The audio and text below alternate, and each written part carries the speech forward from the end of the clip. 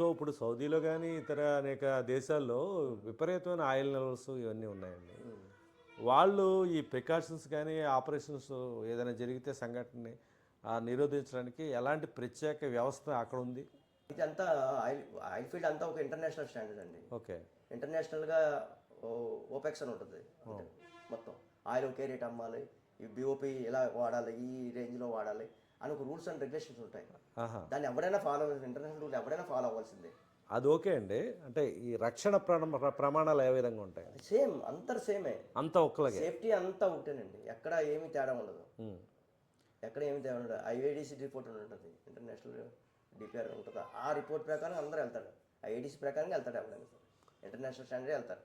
కానీ ఇక్కడ ఏంటంటే మన దృష్టిని కొద్ది ఇక్కడ హై ప్రెషర్ వెల్స్ ఉండటం వల్ల ఎక్కువగా ఇటువంటి జరుగుతాయి. మూర్తి గారు, ఇప్పుడు ఈ సంఘటనని చూసిన తర్వాత మీరు ఓఎన్జీసీలో పనిచేశారు, 52 దేశాల్లో ఈ ఆయిల్ వెల్స్లో కానీ గ్యాస్ నిక్షేపాల్లో వాటిల్లో ఇలాంటి కీలకమైన ఆపరేషన్స్లో ఫైర్ ఫైటర్స్గా ఒక రకంగా ఆ జీవితాన్ని త్యాగం చేయడానికి సిద్ధపడి వెళ్ళే ఒక సైనికుడిలా చేశారు. ఏమనిపిస్తుంది ఇదంతా చూసిన తర్వాత? ఇలాంటి రెస్క్యూ ఆపరేషన్స్ చూసినప్పుడు ఏమనిపిస్తుంది? నేను వెనిజులాలో పనిచేశానండి ఒకరోజు, సెమీ సబ్ రిగ్. అది సెమీ సబ్ రిగ్ రాత్రి 12 గంటలకి కిక్ వచ్చింది. మొత్తం వన్ సైడ్ మొత్తం ప్రాబ్లం అయిపోయింది. ఆఫ్షోర్ నాన్ షోర్? ఆఫ్షోర్ అండి, ఆఫ్షోర్. సెమీ సబ్ అంటే ఒక షిప్లా ఉంటుంది అది. ఓకే. అయినప్పుడు మొత్తం అందరినీ అంటే లైఫ్ బోట్లు పెట్టి అందరిని పంపించాం. నేను మా ఓఎం ఎవరైతే ఉన్నాడో అది మొత్తం ఉండిపోయి లాస్ట్ వరకు ఇంజిన్స్ ఆపడం కానీ లేకపోతే ఏమైనా కంట్రోల్ చేయడానికి ట్రై చేసాం, అవ్వలేదు. సముద్రంలో పడిపోయి అప్పుడు అనిపించింది నాకు.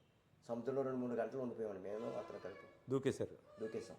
అంటే లైఫ్ జాకెట్స్ అయినా ఉంటాయి. అప్పుడు పేపర్లో గట్ట వచ్చింది, చాలా అడవి. అప్పుడు అనుకున్నా అమ్మ ఆయిల్ ఫీల్డ్లో పని చేయకూడదు అనుకున్నాను. అయినా చేశారు కదా చాలా కాలం. అయినా సరే 2-3 గంటల తర్వాత రిస్కీ బోట్లు వచ్చి మమ్మల్ని తీసుకెళ్ళి. అంటే లైఫ్ జాకెట్లు అన్నీ ఉంటాయి, సిస్టమ్ ఉంటుందా మీకు? ఓకే. అర్ధరాత్రి 12 గంటలు జరిగిందండి అది వెనిజులాలో. అర్ధరాత్రి? అర్ధరాత్రి. మన ఇండియన్ రిగ్ అది, అబాన్ రిగ్ అది. అక్కడ అబాన్ పెరలని రిగ్ నేమ్ అన్న, చాలా పెద్దది, 2 ఫుట్బాల్ కోర్ట్లు అంటే ఉంటుంది అది. ఆ రిగ్ మొత్తం మునిగిపోయింది. కొన్ని వేల కోట్లు లాస్ అయ్యింది. అంటే కారణం ఏంటండి? కారణం ఏమైనా చిన్న చిన్న ప్రాబ్లమ్స్ వస్తాయి, టెక్నికల్గా ప్రాబ్లమ్స్ ఉంటాయి. అది కారణం ఇప్పుడు కూడా ఎవరికి తెలియదు. రిగ్గు మునిగిపోతే బయట ఉంటే కారణం ఎవరని చెప్పచ్చు. రిగ్గు లోపలికి వెళ్ళిపోయింది. ఆన్ షోర్లో ఉన్నప్పుడే కొన్ని కారణాలు అవి తెలుస్తుంది, ఆఫ్షోర్లో ఏమీ తెలియదు. సో ఈ అనుభవాలు ఇంకా కొంచెం టఫెస్ట్ అనుభవాలు ఏమున్నాయి మీకు? సుమారు ఎన్నాళ్ళు పనిచేశారు మీరు? దగ్గర 35 సంవత్సరాలు పనిచేశాను. 30 సంవత్సరాలు. అది మేజర్ నా లైఫ్లో. ఈ పాసలపూడి మన కొమరాడ బ్లోఅవుట్లో ఆన్ డ్యూటీలో ఉన్నాం మేము. ఓకే. నేను చీఫ్ ఎలక్ట్రిషియన్ ఆన్ డ్యూటీలో ఉన్నాం. అంటే బ్లోఅవుట్ టైంలో ఉన్నారా, అయ్యాక మిమ్మల్ని తీసుకెళ్ళారా? అదే టైంలో ఉన్నాం. మాకు ఏం చేయాలో తెలియలేదు. ఇంజిన్స్ ఏమో వెనకాల ఉంటాయి, ఫ్రంట్ ఏమో అంత సెక్యూరిటీ ఉంటుంది. అది పక్కనేమో వెనకాలేమో కాలువ, ఆ కాలువ దాటుకుని వెళ్ళిపోయాం, అంతే, పారిపోయాం అంతే. సుమారు ఎంతమంది ఉంటారు అప్పుడు? సుమారు దగ్గర 30-40 మంది స్టాఫ్. అందరూ పారిపోయారు? అందరూ ఎస్కేప్ అయ్యారు. అసలు ఏం జరుగుతుందో ఎవరికి అర్థం కాదు. కంట్రోల్ అవ్వలేదు అది మెయిన్.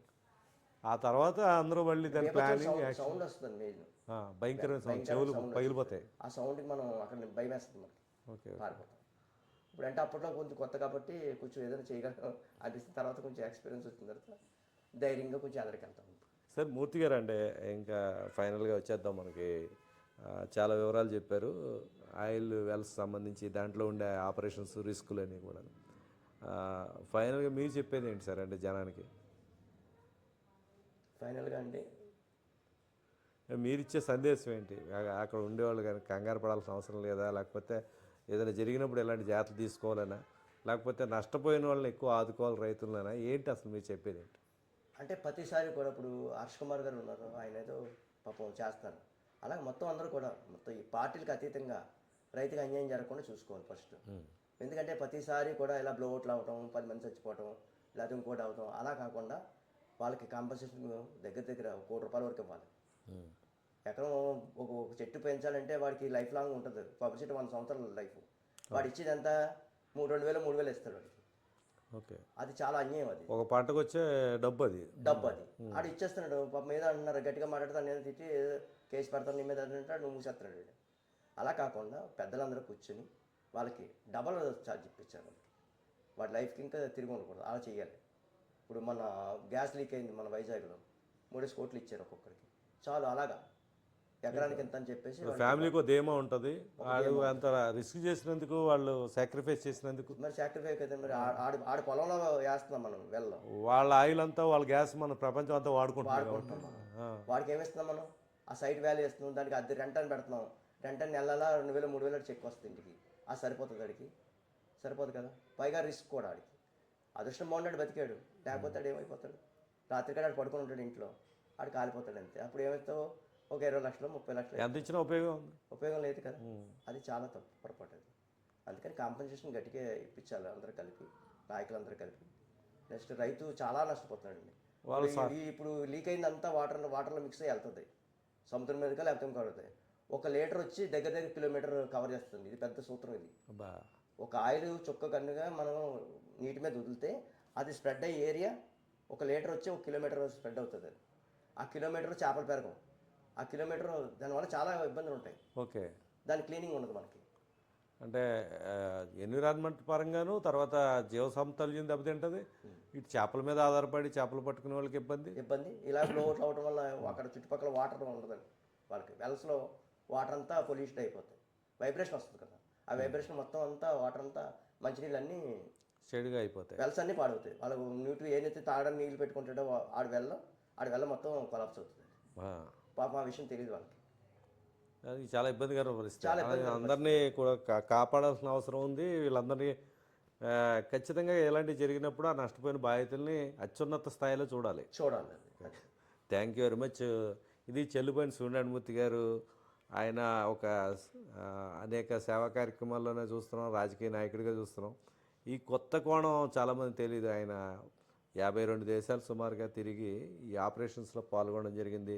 వెల్ క్యాపింగ్ యూనిట్లో, అంటే ఏదైతే కీలకమైన క్యాపింగ్ కానీ, ఈ ఆయిల్ వెల్స్లో ఈ గ్యాస్ నిల్వలు తీయడం విషయంలో కానీ ఒక టీంలు పనిచేస్తూ ఉంటారు. ఆ టీంలో కీలకమైన వ్యక్తి. గతంలో కొమరాడ బ్లోఅవుట్లో ఆయన కూడా స్వయంగా అనుభవాలు ఉన్నాయి, ఎన్నో అనుభవాలు పంచుకున్నారు. వెనెజులాలో జరిగిన సంఘటనని ఆయన ప్రత్యక్షంగా అనుభవించారు. సముద్రంలోకి దూకేసి ప్రాణాలు కాపాడాల్సిన పరిస్థితి వచ్చింది. అయితే ఆఫ్ షోర్కి ఆన్ షోర్కి తేడా ఉంటుంది. ఆన్ షోర్లో కొంచెం ఎంతో కొంత విషయం తెలిసే అవకాశం ఉంది. ఆఫ్ షోర్లో అసలు ఏమీ తెలియని పరిస్థితి. సో ఇవన్నీ పంచుకున్నందుకు ఈస్ట్ న్యూస్ తరఫున ప్రత్యేకంగా ధన్యవాదాలు తెలియజేస్తూ, ఈ ఆయిల్ వెల్స్ సంబంధించి కానీ, లేకపోతే భవిష్యత్తులో ఏదైనా కీలకమైన పరిణామాలు, ఎలాంటి టెక్నికల్ ఇష్యూస్లో ఏమైనా జరిగినప్పుడు మీ నుంచి మరిన్ని వివరాలు తెలుసుకుందాం. అప్పటి వరకు మీకు ధన్యవాదాలు తెలియజేస్తూ అందరి తరఫున ఇది ఈస్ట్ న్యూస్ కోసం రామనారాయణ.